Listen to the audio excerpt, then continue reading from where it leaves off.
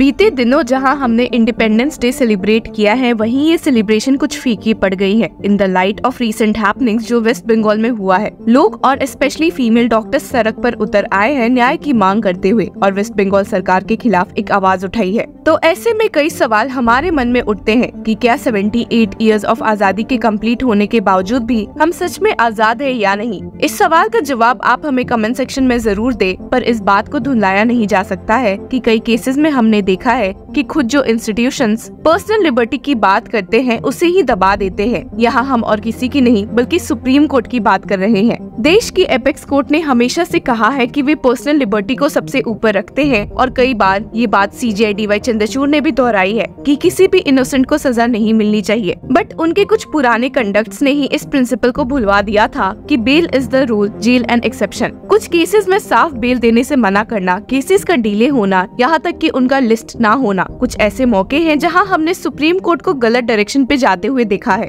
हालांकि वक्त नहीं लगा था जब इन बातों की वजह से सुप्रीम कोर्ट को बैकलैश मिलने लगी, वो भी top advocates such as senior advocates Kapil Sibal, Abhishek Manu Singhvi, Prashant Bhushan, Dushyant Dave etcetera फटकारते हुए। तो senior advocate Kapil Sibal, now the president of Supreme Court Bar Association, ने कह भी दिया था कि liberty is dead in India, anybody can be arrested any time and courts won't grant bail. Interestingly ये मामले usually prevention of money laundering act और the unlawful activities prevention act UAPA से जुड़े केसेस में देखने को मिलते हैं। अब आप दिल्ली CM अरविंद केजरीवाल की बात उठा ले PMLA के तहत या उमर खालिद की अंडर UAPA, दोनों को ही बेल की मांग करते हुए कोर्ट्स के बहुत ही चक्कर काटने पड़े थे और जिसकी वजह से एक फटकार सुप्रीम कोर्ट को भी पड़ी है। ऐसे देखा जाए तो पूरी गलती सुप्रीम कोर्ट की भी नहीं है, क्योंकि इन दोनों एक्ट्स में जो कि PM नरेंद्र मोदी के सरकार द्वारा पेश किए गए हैं, बेल देने की बात को बहुत ही मुश्किल बना देते हैं। जहां PMLA के सेक्शन 45 को ध्यान में रखा जाता है बेल देने के लिए, वो स्टेट करता है कि an accused can be granted bail only when the court is satisfied that there are reasonable grounds for believing that he has not committed the offence and is not likely to commit any offence while on bail। वहीं ये part UAPA में और मुश्किल हो जाता है, considering कि उसके सेक्शन 43D सबसेक्शन 5 में तो कहा गया है कि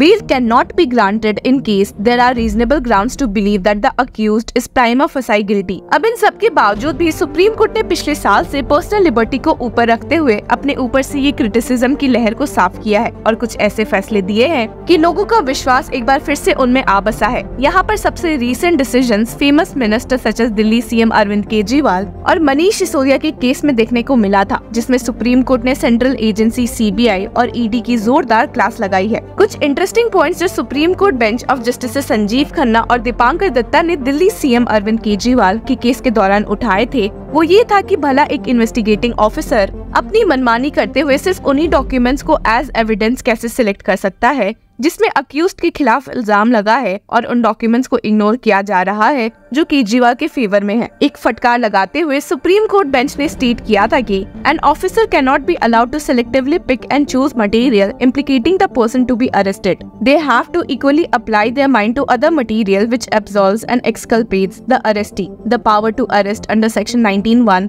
of the PMLA Act cannot be exercised as per the whims and fancies of the officer। और दूसरी बात जो हाईलाइट की गई थी वो ये था कि इन्वेस्टिगेटिंग ऑफिसर को रीजंस टू बिलीव भी अक्यूज्ड को राइटिंग में देने पड़ेंगे, जिसके बेसिस पर ही वे उसे ढंग से चैलेंज कर सकते हैं। It would be incongruous if not wrong to hold that the accused can be denied and not furnished a copy of the reasons to believe. We are concerned with violation of personal liberty. जिसके साथ ही supreme court bench ने कहा था कि सिर्फ investigation purpose से किसी को अरेस्ट करना काफी गलत है और उसमें भी इन्वेस्टिगेटिंग ऑफिसर के रीजंस टू बिलीव की अरेस्ट होना चाहिए, जुडिशियल स्क्रूटनी के अंडर आएगा and stated The language of section 19 subsection 1 is clear and should not be disregarded to defeat the legislative intent to provide stringent safeguards against pre-trial arrest during pending investigations. Framing of the charge and putting the accused on trial cannot be equated with the power to arrest. A person may face the charge and trial even when he is on bail। Kejriwal के judgement के पहले supreme court ने एक और फैसला दिया था इन Javed Ghulam Nabi Shaikh versus state of Maharashtra में, जहां उन्होंने हेल्ड किया था कि अगर सेंट्रल इन्वेस्टिगेटिंग एजेंसी अक्यूज्ड को स्पीडी ट्रायल नहीं दे सकती है तो सुप्रीम कोर्ट ऐसे केसेस में पर्सनल लिबर्टी को अपहेल्ड करते हुए बेल दे देंगे and stated if the state or any prosecuting agency including the court concerned has no वेयरविथऑल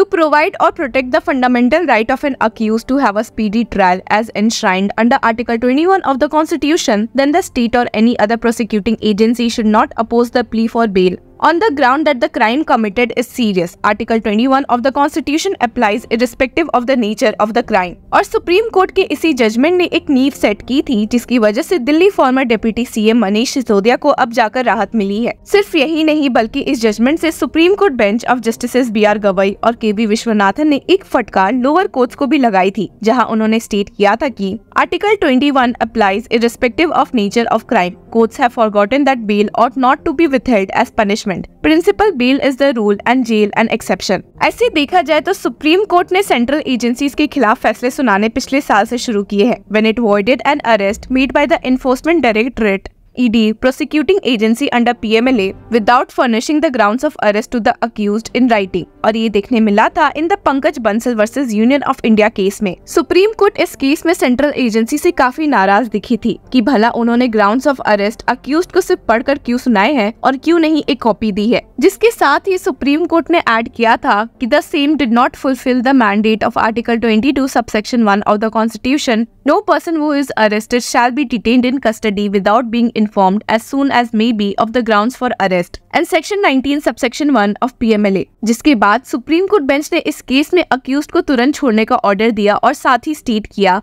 कि it would be necessary henceforth that a copy of written grounds of arrest is furnished to the arrested person as a matter of course and without exception। इन्हीं list of judgements में एक और judgement ने personal liberty के point को highlight किया था, जिसमें कि सुप्रीम कोर्ट ने Prabir Purkayastha news click founder और एडिटर इन चीफ को रिलीफ दी थी। वो went into custody on October 3 last year in a UAPA case over allegations of receiving Chinese funds to propagate anti-national propaganda। और यहाँ भी सुप्रीम कोर्ट ने पाया कि प्रबीर पुरकायस्थ को grounds of arrest written form में नहीं मिले थे, जो कि उनके पंकज बंसल जजमेंट के विरुद्ध जाता है, एंड दस रिलीज करने का ऑर्डर दिया और साथ ही स्टेट किया कि there is no hesitation in the mind of the court to reach to a conclusion that a copy of the remand application in the purported exercise of the communication of the grounds of arrest in writing was not provided to the accused appellant or his counsel before the passing of the remand order, which vitiates the arrest and the subsequent remand of the appellant. As a result, the appellant is entitled to a direction for release from custody